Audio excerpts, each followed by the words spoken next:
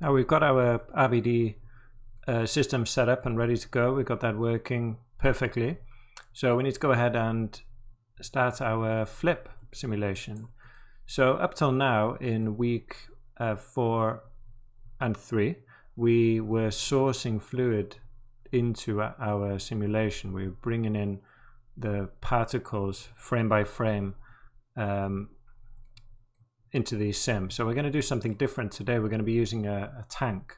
So we'll have like a pool of fluid from the get-go at the beginning, which will be waiting for the RBD strawberries to collide with them. Okay, so the sourcing is going to be a bit different here. It's not a source really, it's an initial state for the flip solver to use, right? So let's go ahead and build that first. So just like with the source, we build it here in SOPs. I'll bring a geo and I'll call it fluid initial, like that. Dive in there, and then it's a bit strange because we're going to be using the ocean source. Now we're not obviously generating an ocean, however this is the node that we need. Okay, so we're going to be creating a tank, yeah, like a tank of fluid. We do have an error here because as the node suggests, it's for creating oceans and it's expecting SOP nodes which are used to generate waves and such. So we're not doing that. So if we come over here to surface evaluation, you can see type here. We got ocean, and if we read the information, the type of surface to evaluate, ocean or flat, right? And then you can see there the parameters for flat type are from an embedded particle fluid tank SOP. So we're doing a particle fluid, right? So let's go to flat. The error is gone and we get these particles there. Okay, so yeah, the idea is the strawberries will fall and collide with the fluid, these particles there, okay, within these boundaries. So let's take a look, another couple of parameters which are important to us. So we're going to be creating particles, right? The water level, we can change where this is. I'll leave that at 0, however. The layer size, so we've got this layer of fluid at the moment. There. Okay, I'll leave that again at 1 for now. The water level we've done, sorry. So yeah, one thing we need to do is fill the volume. So we got fluid going all the way to the bottom. And something strange you'll notice there. So when I click fill volume, we'll have fluid going all the way to the bottom, which is what we want. Otherwise the fluid will just drop at the first, from the get-go. But we don't want that. We want it to be full from the beginning. And now if I click this narrowband particles, you can see it disappears again, right? So this is kind of a handy feature where we have a volume representation, or well, just a volume from here down, where in fact the whole thing will be a volume, but the particles are very heavy on your RAM. So at the surface where detail is very important, we keep particles and we use the particles for evaluating the surface. And then underneath that we have a velocity a volume which takes the velocity from the particles and passes it back. So we're saving a lot of RAM here by just basically deleting those particles, but it will behave as a solid piece of fluid, right? And we can play around with the layer size there. We'll probably be bringing that way down or growing it bigger, right? Particle separation, if you remember, is the very important thing which guides it's like the resolution, So coming from here, we have, if I drop a null, this will be, where what we will feed into the DOP solver. So here we've got, if we click on the information, we can see we've got points, particles, we got position, sorry, and we got particles, points there, and we got one volume as well. So you can see we got this surface volume, which is 50 by 50 by 50. Okay, so that's what we're getting out of here, right? So we need to split that up, and we can do that by, well, maybe we can use a split actually, which just looks a bit neater.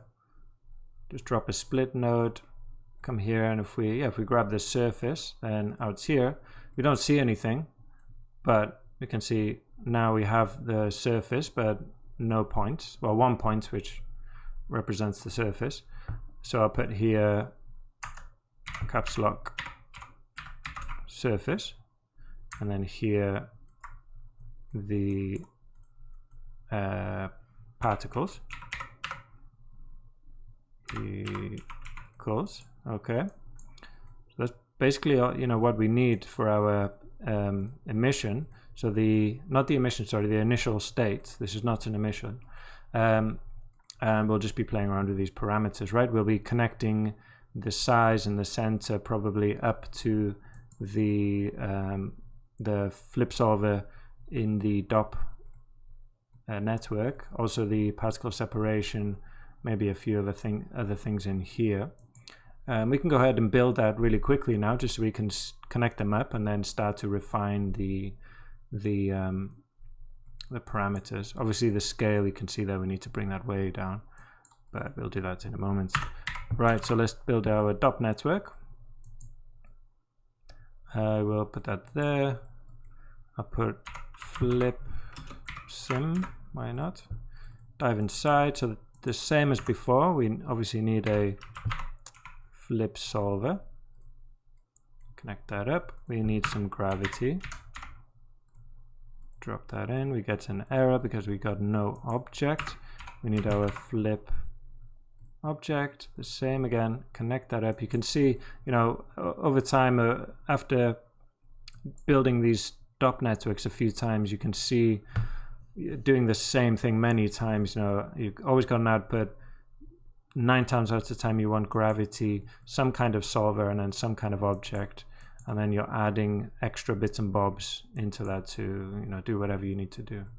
So here, if we look at input type, you can, if you remember, we used that narrowband thing in the initial there. We use narrowband. Okay, so that's what we're going to use here. We're going to switch this to narrowband. Okay, and it's still trying to use this default thing, which doesn't look great there. So let's go ahead and find the, where is it? Fluid initial, and here we need the particles for the SOP, right? And then here we can see it tells us surface volume. So let's go ahead and find the surface, connect that up. Again, these sprites, you can see these are like images of particles, which are unnecessary. It's just too heavy on your graphics card. So I'll put these 2 particles, be way faster. You can see there that was slowing down as I was just trying panning around. Cool. Let's split this up. So I'm going to go to split pane left and right. So I've got 2 network views. I'm going to click on, well, both the pins are checked, make sure that is the same. Okay, so that when I head out here, it doesn't change there. I'm going to jump into my fluid initial, press P there to bring up my parameters again, and then we can connect up these parameters. So I want to control the particle separation from here. So I'm going to right click, copy parameter. Again, we've done this many times, and the more you use Houdini, you see how useful this is. Paste relative reference. So now we can drop this down here. I'll do 0.5. Okay, and there we go. Let's see what else we want. I'm going to control the size, I think, from here, so kind of in reverse. So that we need to go to in the flip solver, volume motion, and this is the actual size of our box here. So I'm going to take our size, copy parameter there, paste relative references. Okay, so we got 555, and the same with the center. I'm going to copy that parameter, box center, paste relative references there. So we got all that set up.